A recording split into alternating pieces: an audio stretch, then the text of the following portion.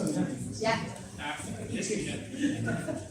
Well, hello and welcome to the Pre-IB parent meeting. Sometimes we do this meeting in Danish, but I know just from looking at you that there are people here who do not understand Danish. So we will do it in English.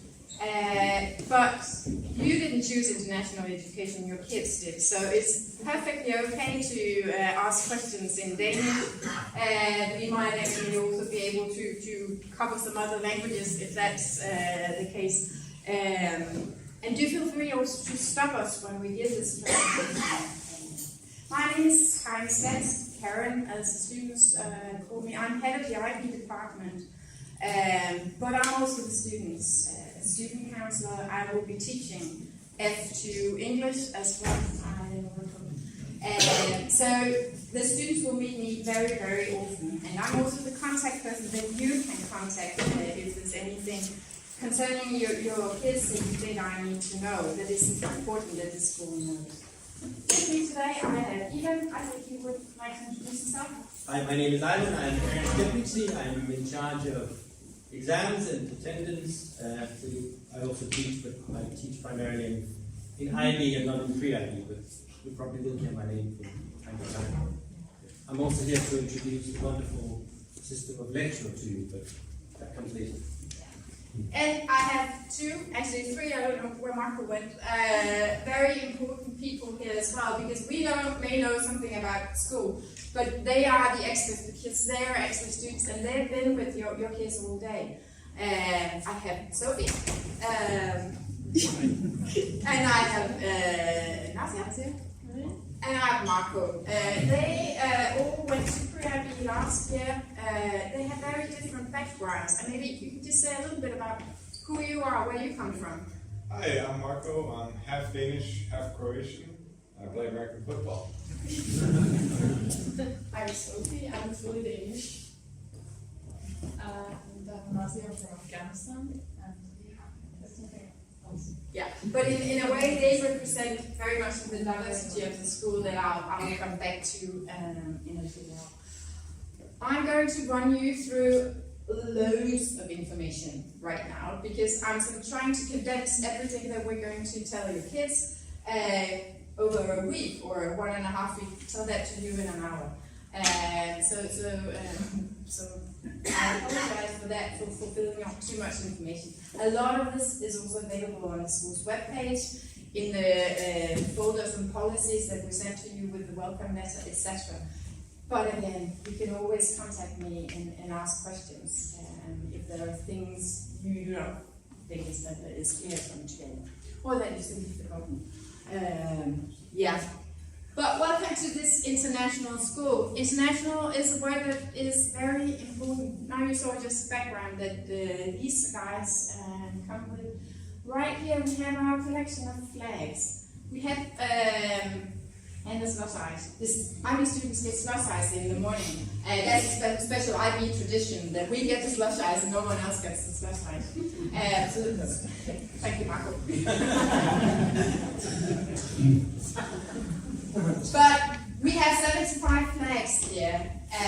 That does not mean that I've had people from 75 different nations in the house with a passport, citizenship as such. They represent what the students have chosen for their end of exam celebrations in IB2 the last year, to sort of put on the table and celebrate them when they finish their exams. And I started just putting Danish flags up. That was so weird because that didn't cover the students we were having.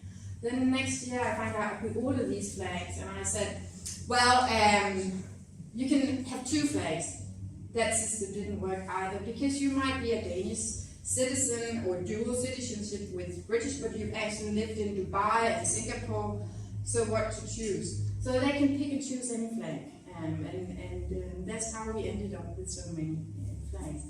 But it also stresses that for us, it doesn't really matter sort of the nation that you come from, the borders that define them. For us, we're talking very much more about education and cultures and stuff like that. That's what matters to us. So this whole idea of flags being representatives of borders, we don't really talk about that. But we have the IB mission statement. So the value that we, as one of the 5,500 IB schools in the world, need to live up to. We as a school, but as I talked to the students about today, also them as students, all of us cooperating together, need to create this learning environment which aims to develop inquiring, knowledgeable, that comes very much from the subjects, and caring young people who help to create a better and more peaceful world through intercultural understanding and respect. That they respect each other in all the different cultures that they have. IB was created in 1968, so maybe that's a better and more peaceful world, that part of it came from it. But which also challenges the students to become active, compassionate, and lifelong learners who understand that other people with their differences can also be right. And this is crucial for the way we do school, for the way that we interact with each other. I also showed the slide to the students today because they signed up for an international school. So it means they need to be open and also in their way of communication with each other, need to find ways of accepting that we don't always agree on things. We've sometimes had students from, for instance, Syria, where they came from two different sides in the conflict, but they were in the same classroom. So they needed to find a way to become students despite their differences. So that's really, really crucial in terms of understanding who we are. But it might not just be cultures, it might also be political opinions, religion, etc. There are many things, but we cannot have an international school with this many nationalities without everyone paying attention to this. There'll be a test afterwards, because IB is so full of abbreviations, so you might as well get into the habit of actually becoming familiar with these abbreviations. The first one you need to know is IBO. That's short for the International Baccalaureate Organization. Baccalaureate is one of the few French words I know. Baccalaureate, it means the same as a Danish Studenterexamen, upper secondary school leaving examination. But that's the organization that that I mentioned was created in 1968 with this aim. The world is sort of moving in very many different directions, sometimes not on terms where people agree. So we need to look at the kids all the way from age 3 and up to upper secondary school and give them solid education so that they can actually integrate into the world and make sort of decisions based on facts and based on knowledge. Right now we have 5,500 IB schools. It's a growing organization in approximately 160 countries. The whole point is that it needs to be more or less the same product whether you're in Hazardous, Honolulu or Houston. And that's why the way we operate is monitored. Not really by the Danish Ministry of Education. They fund us so that you don't have to pay school fees. But really the organization that we have to live up to is the International Baccalaureate Organization. And they evaluate us every 5 years. We need to fill out loads of reports and also after every exam to live up to certain standards and teachers training, etc. See, what they offer as the upper secondary school leaving examination is the International Baccalaureate Diploma Program and ending with an IB diploma exam. And that's 2 years, but all your kids are actually in pre-IB, the preparatory year. And around 80% of our students, they start there. So IB becomes a 3-year education for them.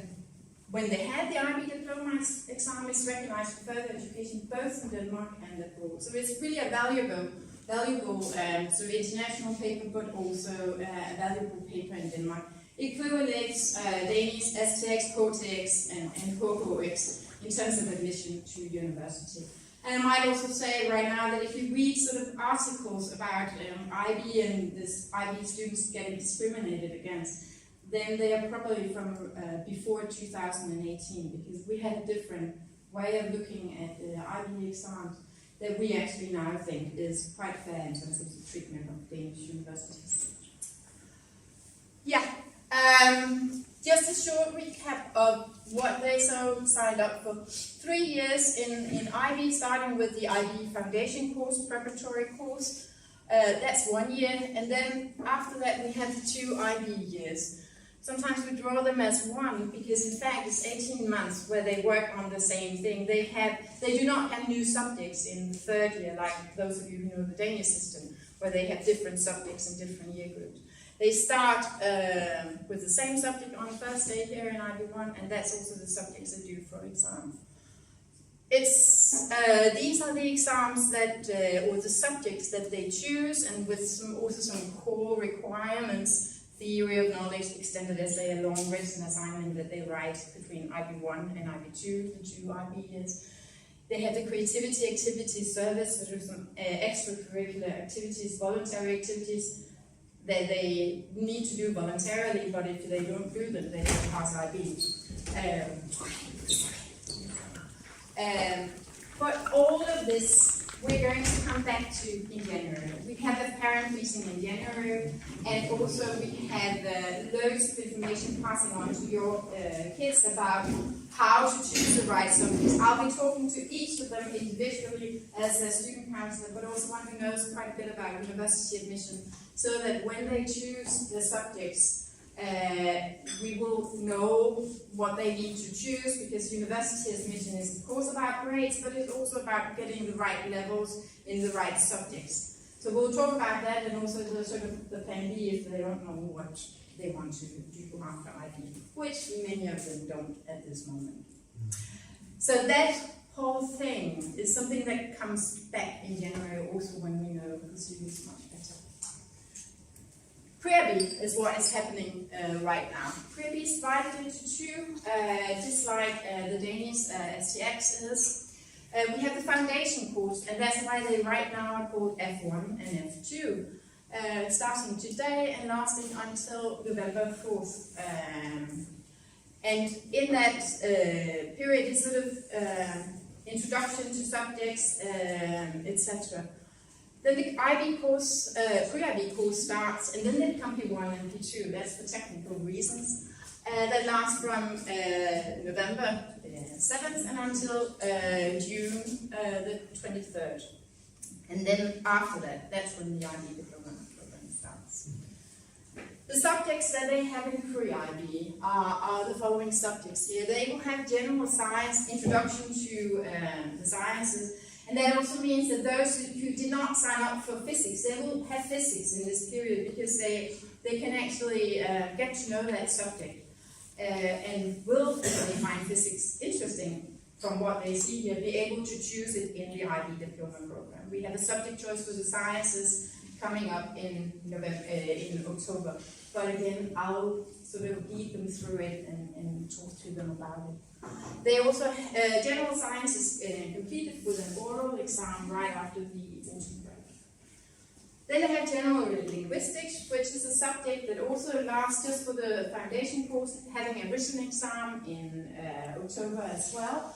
Introduction to sort of the study of languages, both quite a good bit of grammar, English grammar, but also language history and linguistics, how do people talk in different social groups, etc. Then they have Danish on 3 different levels, and as I said to the students today, I have sort of put them into classes based on what I know now, but there's a lot I don't know about the students. We have those who are definitely Danish mother tongue. We have those who are sort of in between mother tongue, those who perhaps speak Danish well but have not written very much apart from hej farmor, tak for julegave thing. And then we have those who just arrived in Denmark who need Danish at beginner's level. There will be some changes, I think, but the teachers will guide the students through that.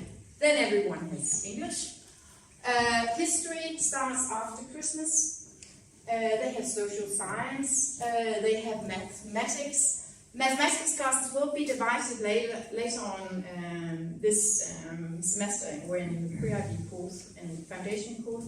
Not based on levels, but based on approaches to math. Some have a more abstract approach to math than others, so it's more in terms of how they approach math that we are dividing them.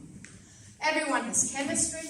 Everyone has physical education, sports. They have their first lesson in that next Thursday, and it's important that they bring along stuff for indoors activities. The teachers will tell them from time to time what to bring. But I'm also passing on the message to you that even though IB do not have PE in the IB curriculum, this is a subject where they might actually have an exam, and there will be an exam component also by the end of pre-IB. So this idea that they're just thinking that's just a subject I don't need to be very serious about doesn't really, that's not really correct. Everyone has, or some people have German as a continuous language. Some students do not have German, either because they chose French, and those we didn't have enough at the same level to constitute an actual French class. I talked to those students about that, and we had something going on for them. But a lot of the students who don't have the second foreign language, that's simply because they need to focus on learning Danish. So having 3 languages operating is simply too much, because they would also be the students who are not native speakers in English. And then they have visual arts or music, and I told the students today that it's not a shopping period that we have right now. So if they don't like visual arts, they can't just skip to music, because they might like that better. They chose the subject before they started, and those are the subjects that they had for the rest of the pre-IB course. The real biology and physics classes don't start until after the foundation course, and there they will have the possibility of choosing biology or physics, or biology and physics. But again, I'll talk more to the students about this when it comes, and I will also inform you when the subject choice is. When they finish pre-IB, those of you who know the Danish system, they will have what is equivalent of a Danish C level in the subjects that they finish. Yeah, they will meet a lot of people here. I've just tried to list the most important people that they will come, or perhaps not the most important, but those that they will meet the most. In a little while, when Ole, our head of school, will come around, he is sort of head of the whole school, but sort of everyday management, that's me and even who are dealing with that. But I think I'll let him introduce himself when he comes around. Yeah, then me, I introduce myself, and Ivan has introduced himself. And then, of course, they have all the teachers. We have also some class coordinators. They're not class teachers like you may know them from the kids' previous schools. They're sort of more practical stuff. If there's anything personal that you need to bring to the school, it goes to me, because I sort of mediate to the rest of the teachers.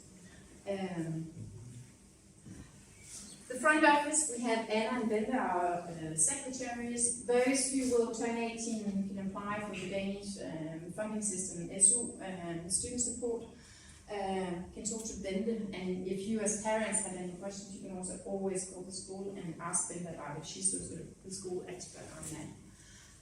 Very often you will hear from Anna if there's anything, because Anna is sort of mostly our IB secretary. And so she was also the one sending you the welcome letters, etc.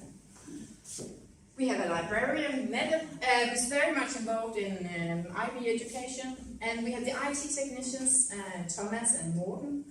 Come back to them. And then we have school reading counselors. All the students who have Danish as a mother tongue will be screened for dyslexia or other reading difficulties.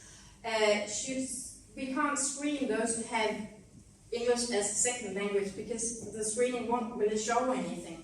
But if you have any knowledge of your kids in terms of that, do bring it to me. And anyone who just also feels that I'm finding it hard to read my homework, I need extra strategies for reading homework and whatever, Anna can also help with that. Everyone will have a class session with Anna on making sensible reading strategies here in the beginning of pre-IB, and we will continue with that later on in the pre-IB course. We have a school psychologist, Frederik, who also gives consultations in English. Frederik is not there to help students who have sort of diagnosed difficulties.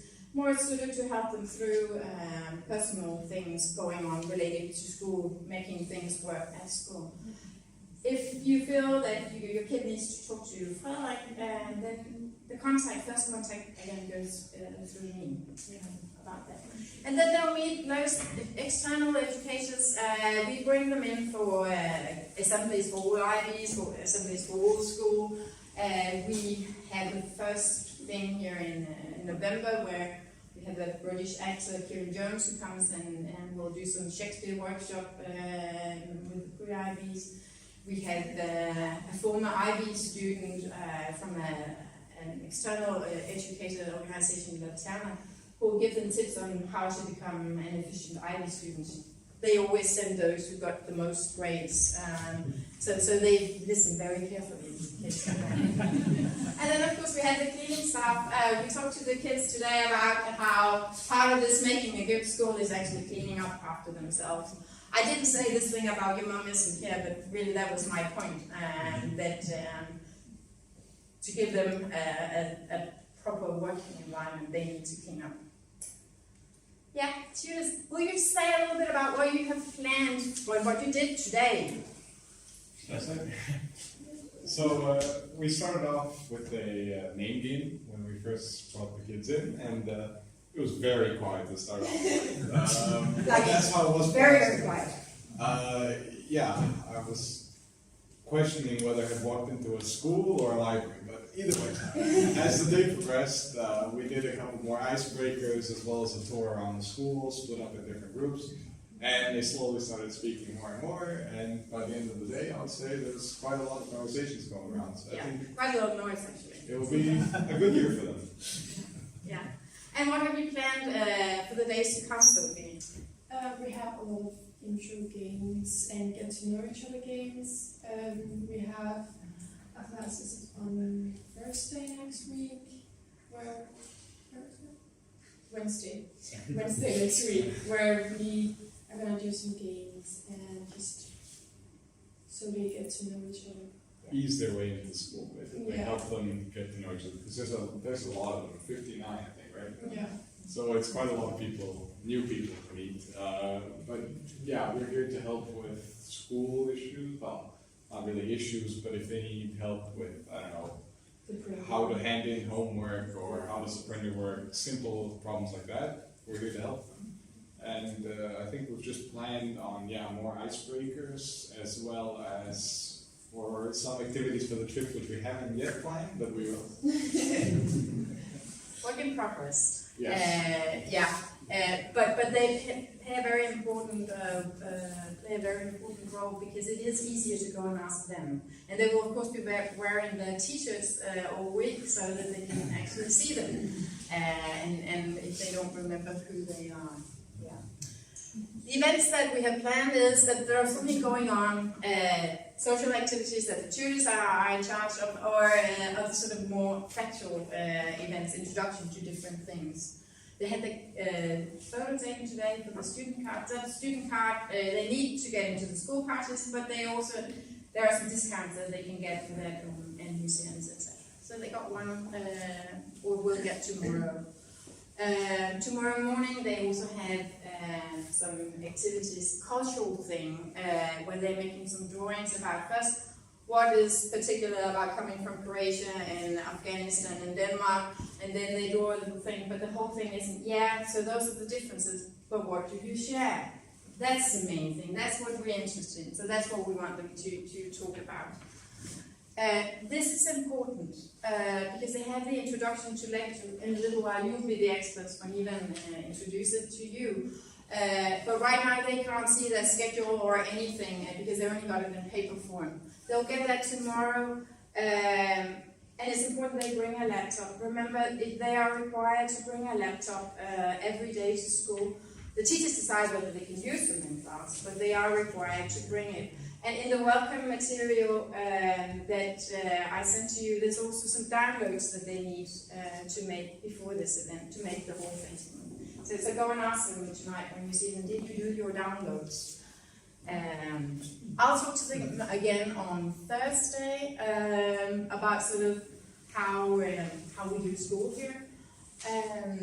And then also on Thursday, I actually think mine has been moved to Wednesday, but never mind.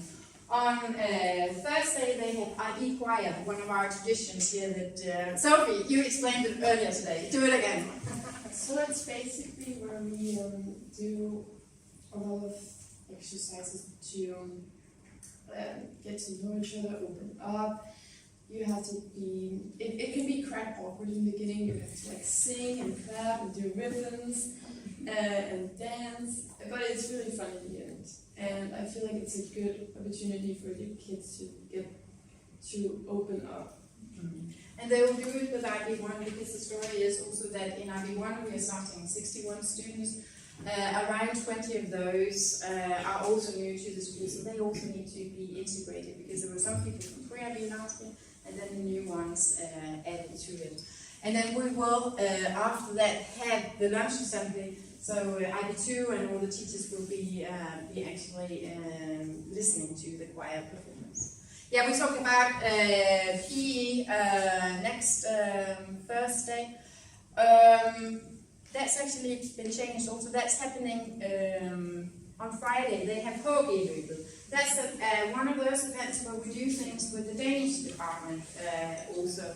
And those of you who don't know Danish, løbet means kind of race, but it's not running around the school. It's they will have different posts where they will walk around and hear about the volleyball team, about the musical, about social activities in general. They will meet sort of key persons around the school. So that's what's going on that day. They have a first school party on the 19th. And I know that for IB parents who's coming right to the Danish culture, this whole idea of us having parties here is a little strange. But that's part of Danish youth culture. This party is sort of the introductory party to the whole thing. It's only for first year students and tutors. In that whole setup also, there's been sort of an issue. They had these pre-parties and got really drunk at these pre-parties. So it wasn't really at school that they were drunk. They were drunk before they got here. So to prevent that from happening, we are actually arranging it so that they will have dinner here at school in their classes, and in that way start the party to avoid this whole pre-party thing. In general, our impression is with IB students that a lot of them like to come to the parties, but they're not heavy drinkers or don't drink at all. There's room for everything. Some of them are partying all the way through. They're very different in terms of that, but again, with the different types of cultures, they sort of manage to contain this whole thing in a sensible way. Yeah, you're nodding. Yeah. But that's how it goes. There are always teachers here who are there, but in particular in the beginning, it might be a good idea to be available to drive a car. Because if they get drunk here, we will call you and leave it up to you to pick them up. So yeah, I don't know why this is. It's because I've been updating the dates. I didn't think that it would be. Okay, thanks. Yeah, and then there's the welcome trip to Villekit.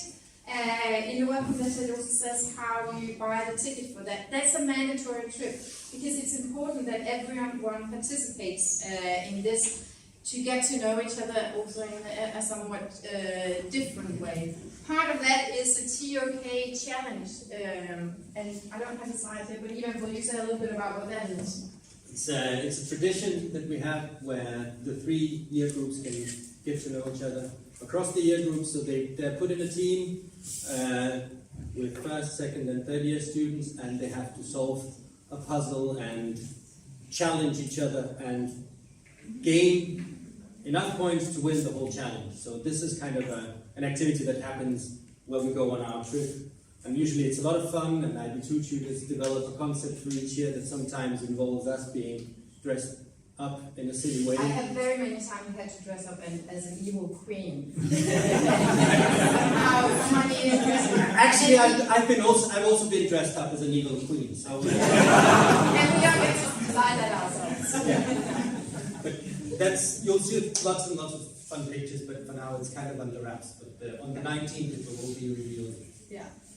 And then we have a sports day for the whole school on September 9th as such. Those are sort of the intro events. What comes now are the dates that are also important for you to perhaps keep in mind as families. Because you might have students who are saying, oh, today we have a math screening. And math is an issue that brings out a lot of feelings in students. I always say to the math teachers, if we didn't have math at this school, I would be out of a job, because so many of the tears that come up to my office, they come from something related to math. Yeah. But that's a screening, and that's to find out which sort of approach they take to math, and then what class they'll be in. October the 6th, that's deadline for choosing between physics or biology, or the combination of both. They have the written exam in general linguistics on the 28th. And in week 44, they have the oral exam at different times. We have the finish of the Pre-IB Foundation course and the first day of the IB course. And by that time, we may decide, based on the knowledge that we have with the students, that we will actually split up the classes and make new classes. That's what they do in the Danish department. We didn't do it with your year group, we did it the year before we didn't. So we're sort of taking a look at the dynamics of the class. So it might happen, it might not happen. We have MDP, Danish tradition of a music contest that Pre-IB and the first years of the STX also participate. Do book December 1st, because we'll invite you to hear the competition. Last year, P2 won. So we have high hopes that they will go away with the prize again. So in the evening that night, you're invited to come back for that. And also that there is important, we have a parent meeting about the whole subject choice to help you also understand what's going on in terms of the subject choice. And after that, we have parent consultations. Those of you who are sort of international parents, I've sometimes met it as a surprise, this idea of parent consultations, that you can actually meet the teachers at school and have individual talks about your child with that teacher. But that's what's going on there. And then there's a deadline for choosing the subject, and it comes early, but that has to do with the planning of the school year and also the new students who apply, so that's why so early. And then mock exam period. I'm mentioning this because exams that they do in Pre-IB do not get on their final IB diploma. But these are really also important exams, because they may sort of, if we have doubts whether they are ready to move to the next level, they mean something. And again, they also get these Danish C levels from it. But we don't, like in the Danish system, we don't test them in all the subjects. That's revealed in the middle of May, what subjects. Because if I said to them already now, you will not have an exam in social science, bet you they won't work in social science. So in that way, we don't tell them, and actually we don't know, because it needs to be fitted into the whole school exam plan. So they can be tested in all their subjects, social science, PE, math, whatever, and they will know that. But also that means that you will see, when you look at their schedule, that they have a June where it looks as if they're not doing anything. They will be doing stuff, and it's mandatory to attend. But it won't be available until the middle of May.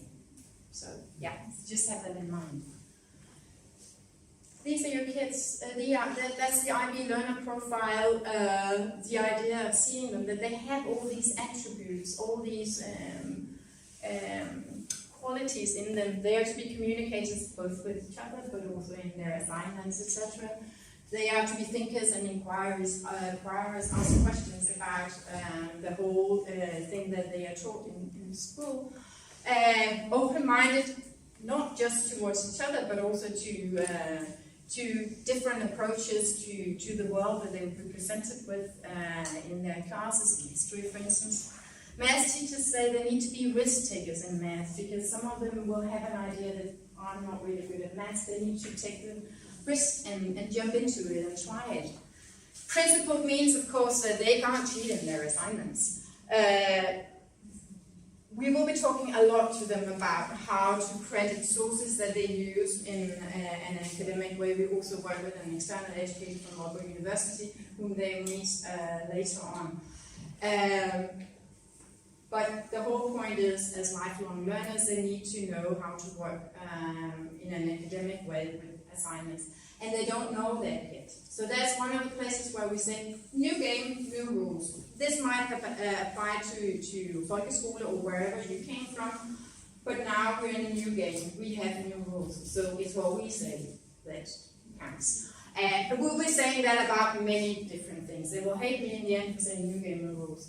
But that's how it goes, because they come from so many different cultures and different schools. Then it's important that we talk about rules all the time, because we can't take it for granted that they understand things in the same way. And that also goes for that. And the fact is, if you're caught in an IB exam cheating with something or not giving credits to a source that you should use, you lose your ID diploma. So it's important that they know. Yeah. I think, Ivan, you will say something about lecture. You want me to log off? Yes, please. Sorry, I'm worse than the kids with this. Don't you just love how these second-year students talk about the first-year students as the kids?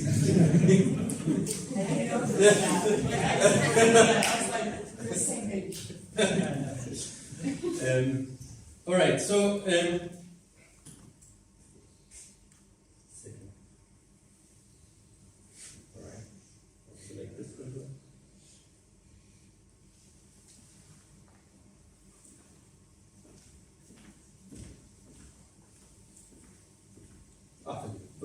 So, welcome to the wonderful world of lecture. This is primarily, this is the primary communication tool that we have between the school, the students, and with you. If your child, your kid, is under 18, it is their responsibility to share the login details with you.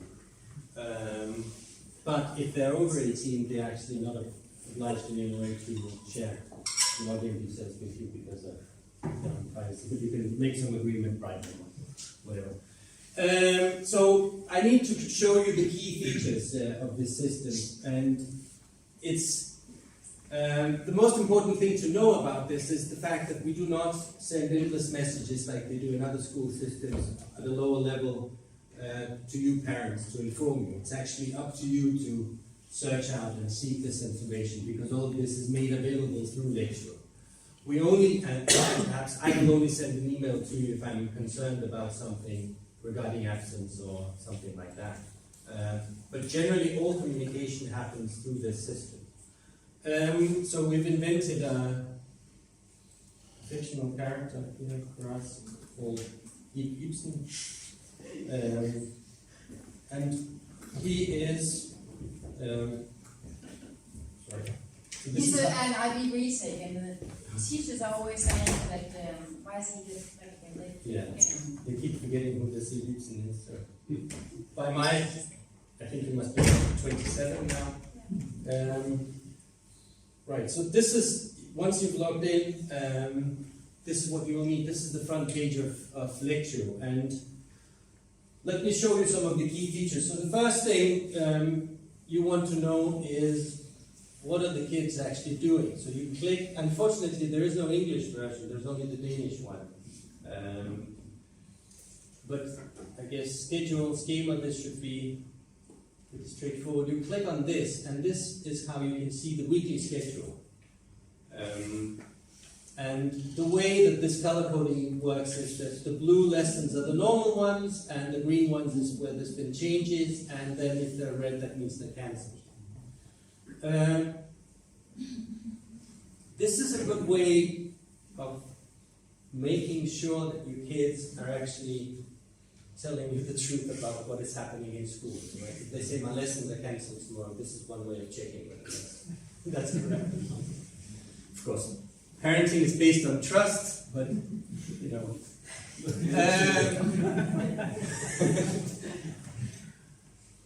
Right, so, but here you can see that our modules, our lessons are 90 minutes long, and today you can see this is what Eve has been through, and this is what is waiting for Eve tomorrow. He's so fortunate that he's in all 3 Danish classes tomorrow.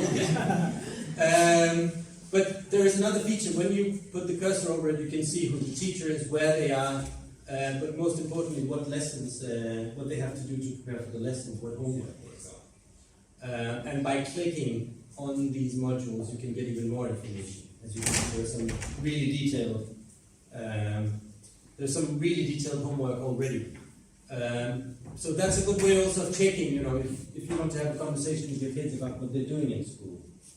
Not checking if they've done that homework, but ask them, you know, this sounds interesting. So this is the day-to-day schedule, and you can actually click anywhere you like during the year. So if you want to check what they're doing on Friday, September 16th, you can actually see that. So math in the morning, general linguistics, and so on and so forth. Our schedule only goes till the end of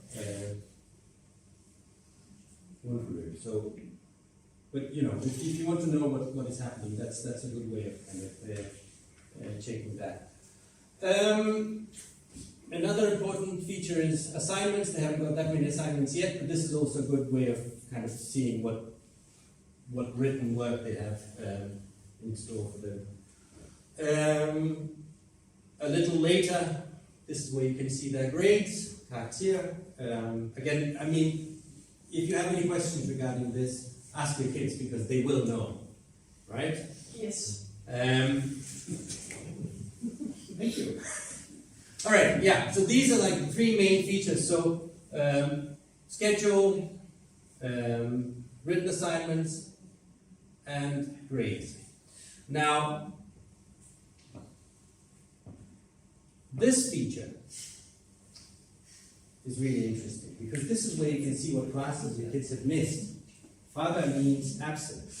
We talk about, like in positive terms, it's all about attendance and you want to keep them, but if they're not there, it's called attendance. So in the system, it's still called, absence, it's still called father. And somehow, you can see that Ip has actually 33% absence already. How that happened, we don't know, especially since the module he missed is actually, and you can click here, Fraværsårsager here. You can actually see that this is the module that he missed, which is tomorrow. Ip is, of course, a time traveler, but this is just to give you a, and we not only encourage, we expect students to fill out this part. Right? You have to give state the reasons for your absence. And if you have enough absences without any reason, or if we think that the reasons are flaky, I will call them in for a talk. But there's a roll down menu here, so he can say, for instance, something like private, and then he can write a comment. So for instance, I composed a comment here that he's a fictional character in the biography, which is why he cannot say. You see, this is where you can actually go in and see, why did we get a letter from the school? Haven't you been to all classes? Show me your absence, and you can see what they've actually written. And sometimes it's a whole novel, other times it's just because they've been to the doctors, and then we ask for a note, and that's fine, and then we'll disregard that. But this is a good way of keeping an eye on what is going on in your life. And then 2 things that we really like. One of them we really like you to use more actively because all the dates that Karen has put up, you can always see the whole year. And this is if you go to this feature in the main menu, which is called Månedskalender. So you see here 3 months at a time with all the activities. The STX activities are in here as well, but you can actually see what is happening when, and you can go. It shows you 3 months at a time. So this one is really important. So, and it is updated on a daily basis, I'd say. And whenever there are changes, this is also where it goes. So if you don't want the whole week-by-week schedule, this is a less detailed one, but gives you a better overview. And then there's another thing that we would like you to kind of stay away from, and respect the kids' privacy. They're young adults, so maybe they have some conversations going on in the messages that we don't want to be a part of. And sometimes, if there is information we want the kids to share with you, we will let them know in the message that please share this information with your parents. But I'd say this type of monitoring is probably not the one that we would encourage, so respect the kids' privacy. Don't go rummaging through their messages unless there's a really good reason. Okay? I know it's a lot of stuff to take in, so let me just go over the last couple of things. Schedule, the most important part. Written work, Opgaver here. When the time comes. Grades, so we won't send a grade report home with you. This is where you can see the grades, and in a little while you'll actually be able to see when these are published. And then absence, and especially excuses for absences, and then the main menu with grades. Okay, I think I've covered everything. If you have any questions, just write. But have your kids share the login detail. Okay? Questions? People in Dave to go? Yeah? Questions? Is it available as an app? There are several apps, but I think you guys should explain a little bit. I know that I don't use apps. I use the browser in my phone because not all the apps include all the features, and there is something you have to pay for to get all the features. And I have experienced that the app actually doesn't give all the information, especially in the schedule to the students.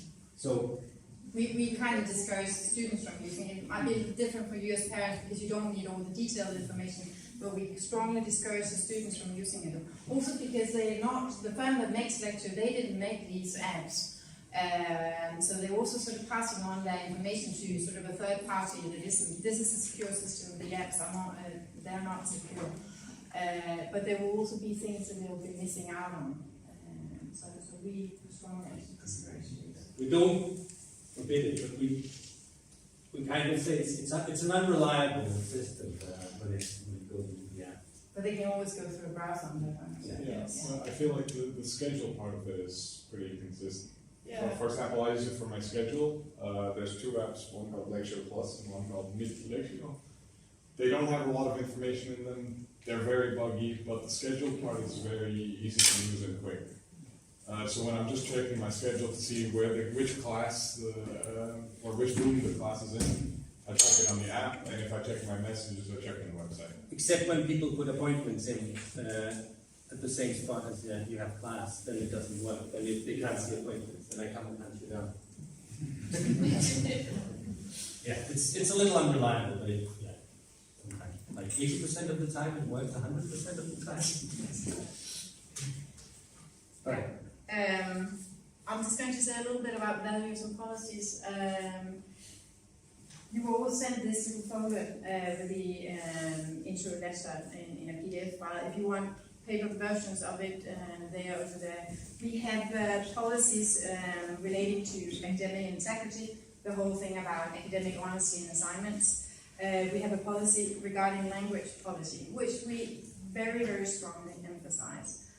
We are an international school. We're not a British or American school, British American teachers or whatever, but we have students from all over the world here, but we also have groups of students who come from one particular language. And to ensure that everyone has the possibility of communication and social interaction or whatever, it's not just in classes that the language is English, it's also around school premises. We speak English to include people, and if we don't speak English, then we actually end up excluding people. So this is really a key sort of value that we all speak English. There might be situations where I might be one-on-one with Sophie who speaks Danish, that we will do it one-on-one in Danish because that makes most sense in that situation. But when someone else is around, then we speak English. Part of our language policy is also that they have chosen an international school in a Danish student study environment in a Danish school. There are 875 students at Hasbro Nation. We have 160 IB students. So they are kind of the minority, but that shouldn't exclude them from participating in lunch assemblies or assemblies where we have the whole school together. So it means that sometimes those who are not very good at speaking Danish or don't know it very little will be put in situations where Danish is spoken. And then the job of those who speak Danish is simply to translate, but also to train them into that now you are in Denmark in this Danish environment. So that's part of it. It will help you go into network so that you heard Danish. And everyone has Danish, so it's also part of the learning of Danish. Attendance policy, even we'll say a little bit about that in a little while. And then rules of conduct. How are we acting around each other? What can we do? What can we not do? For instance, the whole thing about not having phones out in class unless teachers say so. But also in terms of bullying and respecting diversity, all sorts of things. These are what we expect the students to do. It's sort of listed in a way that seems pretty simple, but on the other hand, those are the kind of things that we actually talk to students about when things go wrong. They need to attend all lessons, they need to turn up on time, have done their homework, participate in group work and classwork, uphold the language policy, of course, hand in assignments on time, bring material to class. When they get to IB1, some of the books are really, really heavy, but they still need to bring them to class. They just need a bigger school bag. And bring laptop or similar device always. Lecture, fraværsårsag, and attending, of course, all exam activities. This is, for instance, an IB book, math book. And if you have 6 subjects and all of them have books like this, yeah. A lot of them got lockers today where they can leave their books sometimes if they don't need to use them for homework. Yeah. And of course, participating, we can say that you haven't participated, come to school, haven't handed in your assignments, so we can't sign you up for an exam. But also when they get SU, they might be able to continue at school, but we, by law, can remove their SU if they're not kind of doing the job. This is their job. Some of them get paid with SU to do it, so they also need to do the job. That's sort of the idea. And then I didn't talk to the students about that, but I'm going to mention it when I talk to them. It's illegal to film in class. And there's been something going on in Denmark about TikTok filming of classes, etc. That means if you do that, you'll get expelled from school. So no filming in class. Also, even though you think that the math teacher is giving a really, really smart presentation of the subject, you can't film. End of story. You'll be expelled. So yeah. Even if you want to say something about retention. Retention means keeping the students in school. That's nice.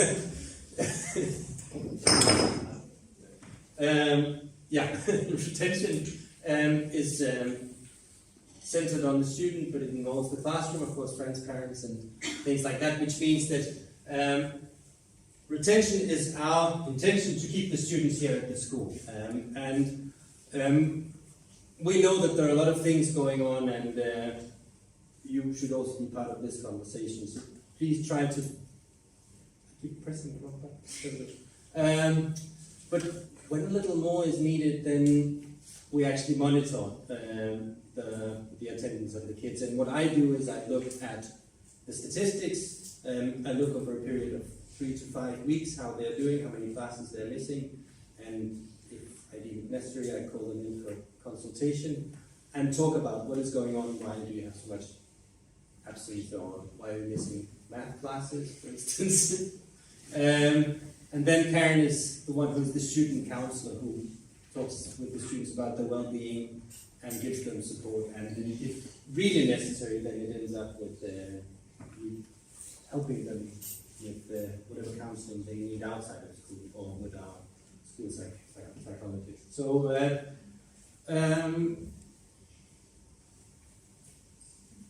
what are attendance issues? Well, it's written and physical attendance, and this is what we look at. when a student's absence rate is regarded problematic, we will be asked to participate in a meeting with me. If it does not decrease within a month after the first meeting, the student may be called back for an oral warning, and so on and so. I'm not going to go through all the rules. There's a flow chart here that kind of says this, that if we start here, then if things do not improve, we of course end up with expulsion. But this is not the idea. We don't want to kick students out. The idea here is to catch them early on and see if we can help them with whatever problems they may be going through. And some of them just go through a slump, and then catching them at the right time and making sure that they get back on track is usually what it takes. And in very, very few instances does it end up with expulsion. But we need to keep an eye on this and get this development. So this is also why we ask you guys to contact the school if you know that there are things coming up. If it's traveling or if it's medical issues, things like that, we'd like to know. We'd like to know as much as possible. In all discretion, because of the GDPR rules, all of this stays with us, and we share only what you want us to share with the rest of the staff and with fellow students. So the more we know about your kids, the more it will help us to help them if they need help. Then again, at other times they may want to keep things just between us, and in that case, especially if they're over 18, we cannot share anything with you without their consent. Yeah, Sven. Sven. Oh God! wrong kid. That's my brother that graduated. I'm talking about that. Sven comes to mind. I just want to say that the absence talks go off percentage, right? Because, for example, I had Corona for 2 weeks, and that ruined my absence, and then I got called in, and then slowly got better and better. So even though maybe there's an accident that happens, they still might get called in. Right, yeah, well, whatever, I mean, it's not a punishment to be called in for an absence talk, and sometimes I find that students are actually relieved, because they're like, I was waiting when you were going to call me in, and then I just say, well, you could have come to me, you could have said, I've had a tooth removed and I've had an infection for 2 weeks, that's why I haven't been in school. Great, let's see some documentation on that from your doctor, and then you're off the hook.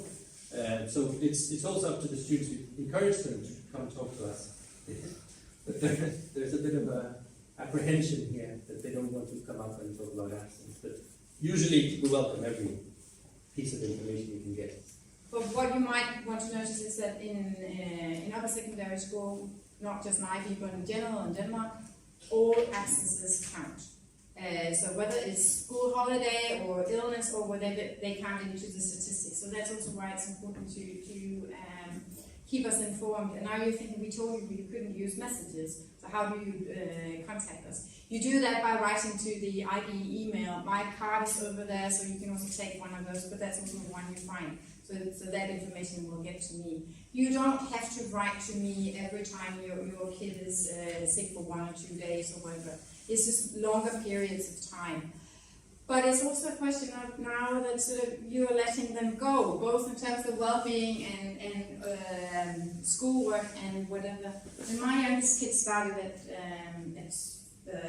when he was 6 and started school, they showed us this pie chart where 1/3 was the student, 1/3 was the school, and 1/3 was the parents.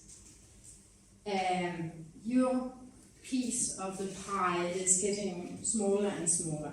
And it also means that part of sort of being ready for adult life is that we will not contact you if we give, for instance, an oral warning. You can go in and check it in lecture if they have it. But we will sort of slowly develop them into taking more and more responsibility, taking you a little out of the equation. If it's if there are serious issues, then we will contact you. And note also by Danish law, after 18 we can't contact you. I have always a number of parents calling me a week before their kid turns 18 just to check if things are okay. And you're welcome to do so in terms of that.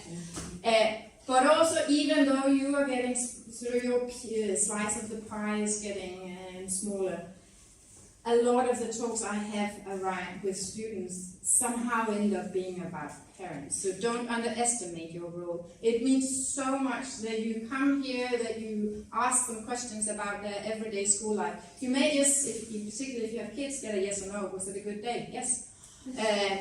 But you asked, and they will notice that you ask. But don't expect them necessarily to share a lot, but it means something that you are still there. We have a visitor now, Ole. Good evening. Yes, I'll not interrupt for long, but I just want to welcome you as well as head of school. We have the experts for the IB system here, as you know, but still, it's very important for me to stress that we're a school with both STX and IB, and all are equal in the sense that we want to make the best possible school for both of these departments and also close together whenever possible. But of course, we have like 722 STX students at the school now and 130 IB students. So it's very important that we have the IB students integrated in all the school activities we have along with the STX when it's social-wise. We have some sports days and so on, and we want to make them part of that as well. So we're so pleased and so happy that we have IB at this school, and we try our best to make them feel integrated in everything else that is happening here, even though we have English speaking and Danish speaking along. But I think mainly it works very well. And actually, I just talked to the STX over on the other side and bragging about having IB because all the cultures makes us smarter also at the STX. So we're very proud to have the IB. So we're very welcome, and I know Karen and I have said a lot more than I will. And I wish you had to have 2 or 3 fantastic years here with the students, okay? Have a nice evening. Thank you. Yeah, just to catch up just a little on the whole attention and social sort of feeling all right at school. Aalborg Kommune has made this really good folder in Danish, unfortunately only, about for parents about what kind of challenges young people going to youth education can face. I printed some, but you can also find it at the school's webpage. If you don't read Danish, I can also help you with the material in English. Just contact me. But hopefully everyone will have just a great time, and that you won't have to face any of these challenges. Just have in mind that we are here to help to the extent that it's possible, being a sort of an institution of education or sort of treatment as well. Yeah, outside classroom, a lot of stuff is going on. Maybe you want to say a little bit about what happens outside classroom. Not much. So yeah, we have the regular school appointments. They happen often at the start of the year, arranged by school. Other than that, outside the classroom and the school, we often meet up with STX in activities like sports. There's a volleyball team where they're mixed, I've heard. Don't know much about that one, but yeah, we also do trips, which aren't mixed, but the whole class goes. I'm not sure exactly what Priya will be doing this We year. usually go to Berlin because that makes sense in terms of the subjects they're studying, but it is also fair in terms of payment for it. But not until IB1. No, not until Yeah, I that's- one. Yeah, so yeah. there's nothing really in Priya be big trips at least, right? No. Okay. Well, there's small trips. Yeah. There's also MGP, which was mentioned. It's like a musical thing where you create your own song and play it. There's the musical, which is a show where students prepare for and present to other schools, parents, and people to buy tickets. Yeah, you guys have anything to add? We have game night, which is it's not like a party, it's more like a music thing where people are singing and playing music, and then we also have ice cafe, which is Sort of the same thing without people playing music. At jam night, anyone can play. You can go up and play if you want. It often ends up with people singing karaoke. Yeah, I'll try it. Very fun. Very fun. Whereas Freddy's Cafe is more it's more a sort of get together of friends and music. And yeah, that's pretty much all I have. Yeah, and things might just pop up as we go along in the school year. Final practicalities. In the intro lesson, it also talks about the IB calculator. Everyone needs to buy this calculator.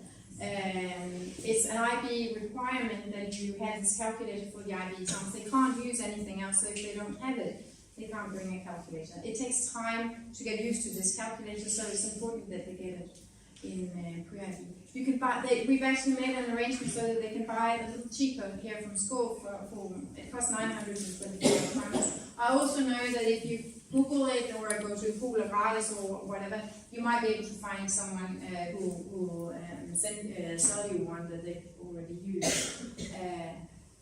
But in the welcome letter, you can see how you can order it from school.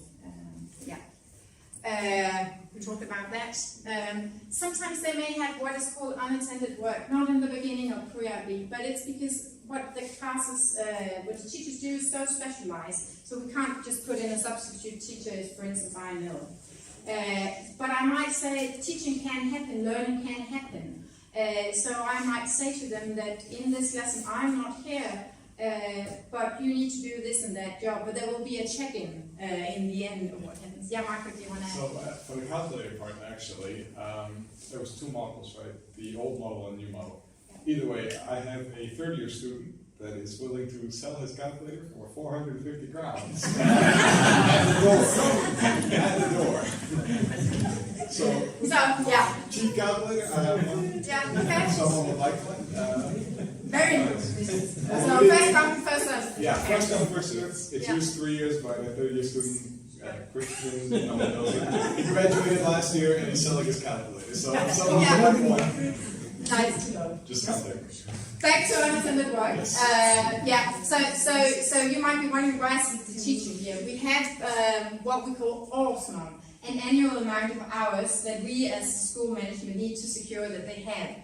And we always put up too many lessons so that we have the possibility of cancelling something. So for instance, they are supposed to have 100 or whatever lessons in math. And then if they don't get it, if a teacher falls ill or whatever, we'll find alternatives so that they get their numbers. But what often happens by the end of the school year is that they actually met the requirement. We don't get them funded to give them more lessons. That would have been nice, but we're kind of a public school in that way. So there will also be times when simply lessons are cancelled, and that's a thing that we monitor so it doesn't happen too often. But it may also mean that you're used to them meeting at 8 o'clock on Monday mornings, and then suddenly you say, no, the class is cancelled, I won't have to go to school until 12 or whatever. And that might actually be right. Not always, but they might be. Grades, as Ivan said, they will be in lecture, and that's where they see the report cards. The first grades in late October. They use the Danish grading scale in pre-IB. The books, they borrow those from school. If they are new, we wrap them up at school. If they are sort of not neat and tidy enough and they've written things in it, we will send them a bill to pay for them.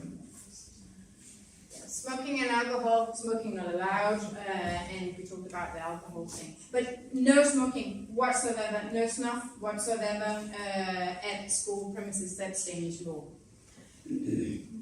If you have a change of address, we don't get that information automatically. So the students need to go into the front office and let them know. And it's important that we always have the current phone number, not just of the students, but also of you. And if that's also one of the things you can just write to me about, but it's important that we have them also for exam purposes.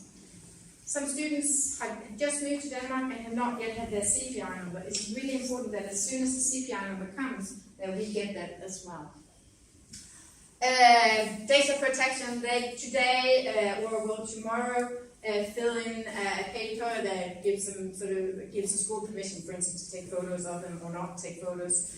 And you don't need to sign it as parents, again, given their age, so they will do it themselves. But if you have issues regarding something, again, it does. Yeah, even and I share the IB office, and we do loads of different things during a day, and might be have meetings, etc. But we tell the students you can always go to the front office, and then they know who to contact or when they can get in contact with us. And on the school's webpage, the student handbook is a very sort of handy place to look for you if there are things. They lost a t-shirt in PE, so where do I find it, etc. So loads of information are simply in the student handbook, and it's uploaded or updated on a regular basis. Yes, this is something I got from when my oldest son was on an exchange year to the US, and so it isn't really related to pre-IB, but it turns out that the teachers, they confirm that this is kind of a little bit like it is in pre-IB, that they take off right now, and everything is exciting, it's new, they have a lot of energy. They might be a little anxious right now, but they also have a lot of energy. This is going to be great, I'm going to experience new things. But like with the exchange students, then sort of reality kicks in, sort of around November. We are in a honeymoon state right now. Everything new and meeting new people and whatever. But then the teachers begin asking more and more stuff of them, and then they begin to doubt: am I in the right education? Am I clever enough to be here? The others speak English much better than me, and all that kind of stuff. Like those insecurities pop in. And if you take this sort of around Christmas time, or actually in our situation, it's very often around foundation course and that they begin to, this is right for me, am I good enough for this?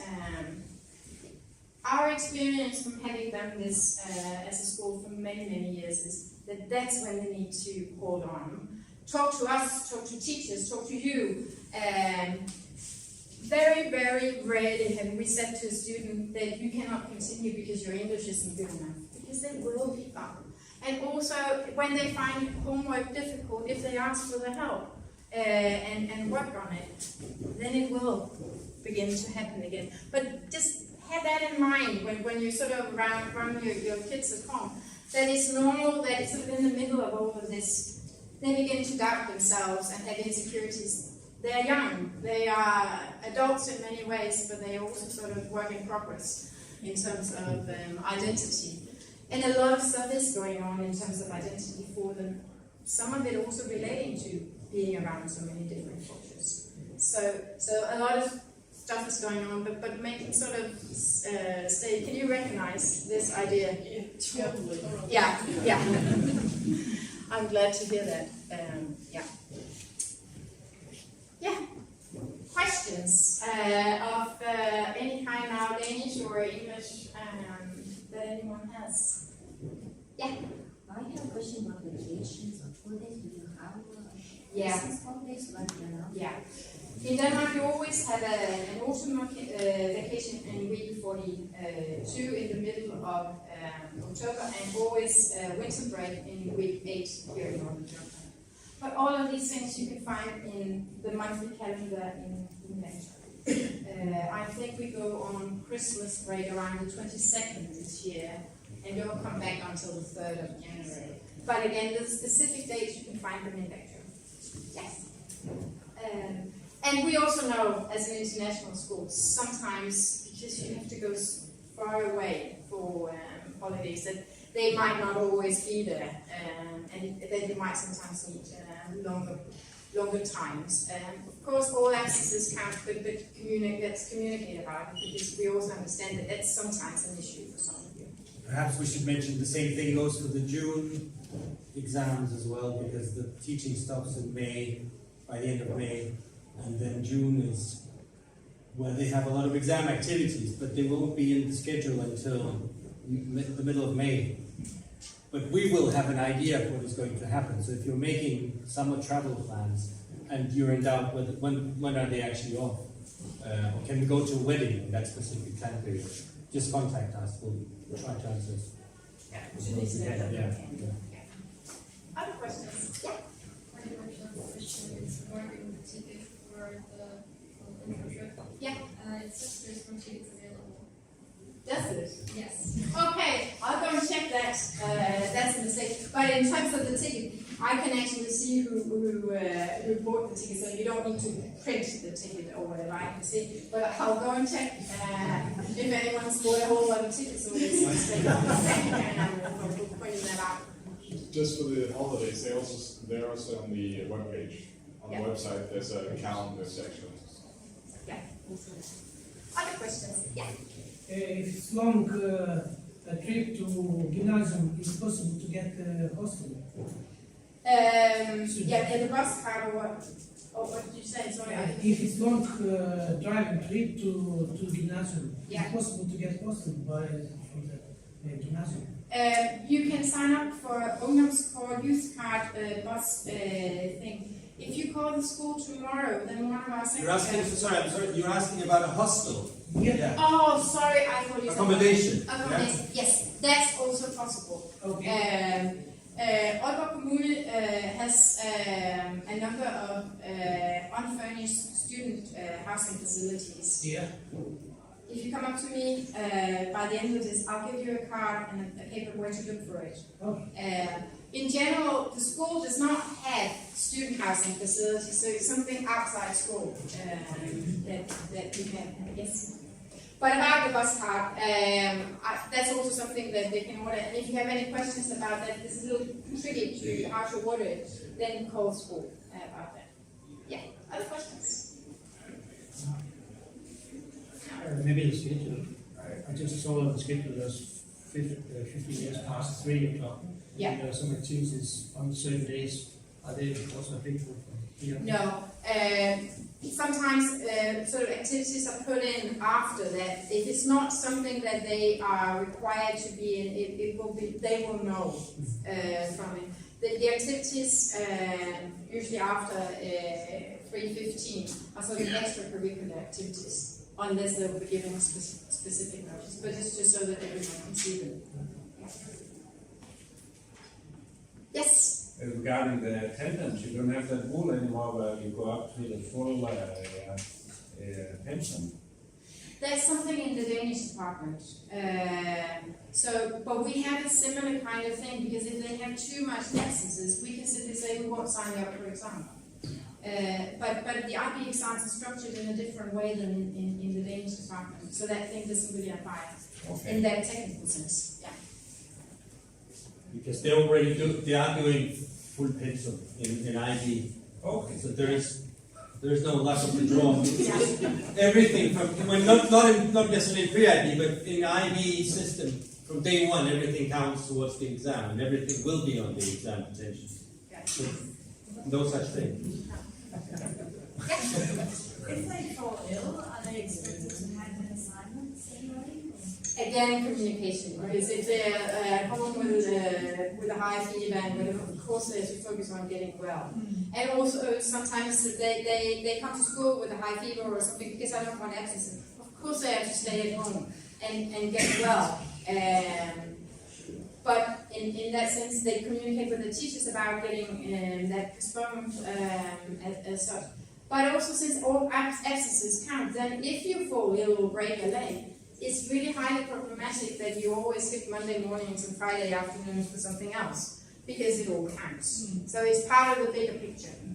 I also know that some students have, for instance, planned a skiing trip after Christmas. That's okay. But it just means that that student cannot be absent at other times, because all of absences count. Yeah. Can you tell something about the lunch break? And if it's possible to buy some food, some kind of canteen or something? Good question. We have a canteen. We actually had a new canteen manager. Did you try out the canteen today? Well, I talked to him, but yeah. I haven't tried food. Because everyone have been looking forward to this change of the canteen management, and we're very, we are hopeful that it will be really good. But it's next door here, and there's a hot dish that they can buy, and some salads and some sandwiches, etc. It's not something that they order, and something that just go to the canteen and It's buy. also a keeper code, maybe? No, actually, they just pay with mobile pay or their credit card. Yeah, so that's how it goes. How long is lunch break? Lunch break is from 11:35 till 12:05. Sometimes they might actually have a free period afterwards or before, but that's the lunch break. They usually eat in their classrooms, but they're also welcome to sit in other places. There's actually the new rule is that it's not a dish du jour, not a dish of the day, but but there is a buffet that's open from 11:15 until 12:15 with hot food. So that's the really wonderful thing. And the price is you weigh the food and you pay a certain amount for 100 grams. I think it's 11 kroner for the hot food and then about 8 kroner for the salad bar, something like that. Yeah. The students have been introduced to the canteen, and they've also been told that they can eat even the Oasis in their classroom. So we've taken care of that part. A lot of students also bring lunch that their parents have made. A lot of students don't eat the lunch that their parents made. but actually, I do see people sitting around with regular packed lunches as well. Sorry? There's also Netto. Yeah, and then there's Netto that they can go. It's okay that they use school premises while they're here, as long as they're there for the classes, so they can go to Netto during breaks if they want to. That's how it goes. And then you. And then you, yeah. Other questions? But again, now if something pops up that you thought about, or that your kids come home and you have to talk about what does that mean, write me always, and I'll do my best to answer you. And also, if you need to talk to me on the phone, then again, because I do various different things, and you're likely to talk to Anna or Bender on the phone, they'll take down your number and I'll call you as soon as I can, or as soon as I have the possibility. It might not be on the same day, but if you need to talk to me on that specific day, make it clear to them that it's urgent. That would be cool. Yeah. Yes? There's this contact teacher for formats. Sorry, one more time. Every class. You have your contact teacher, that's a math teacher and a biology teacher, and they're more sort of practical, handing out papers, etc. So the communication about well-being, that's through me. On the other hand, we have teachers here who are very engaged in their students. So sometimes it might also be that a student talks to a teacher about some issues, and the teachers come to me afterwards or whatever. Other things? Okay, but nice seeing all of you. Remember, next time you're invited is December the 1st for the NGP. You can bring banners, etc. To cheer for them, they will love it. And then parent meetings in January. Yeah, have a nice evening. I'll go and find that picture. Up here we have the folders, but also the